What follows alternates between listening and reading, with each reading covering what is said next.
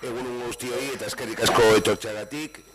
Ireleko osoko bilkurari hasiera emango diogu, hasi baino lehen, Ernestok joan izan behar du lanetariko gauza bategaz,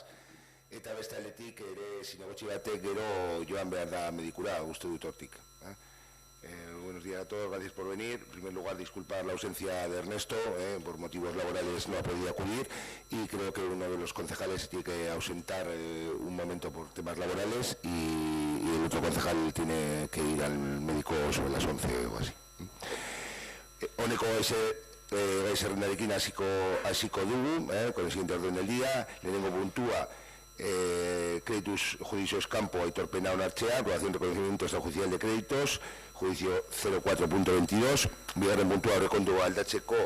adizio 13, expediente A, expediente de modificación presupuestaria adizio 13, financiado con remanente tesorería general,